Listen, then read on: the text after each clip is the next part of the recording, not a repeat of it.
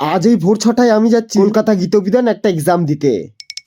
এত ঠান্ডায় সাইকেল চালিয়ে এসে ট্রেনে এসে একটু স্বস্তি মিলল। ট্রেনে বসে বাইরের দিকে দেখতে দেখতে মনে হলো সারা বছর তো আমি কিছু পড়ি না, কিছু তো পড়া উচিত। ট্রেনের মধ্যে খাতা খুলে আগের পুরনো জিনিসগুলো রিভাইজ দিচ্ছিলাম। কি করছিস? খাওয়া-দাওয়া বন্ধ রেখে বাইরের দিকে দেখ। সারা বছর তো পড়িস না। বাইরের দিকে দেখ, মন ভালো থাকবে।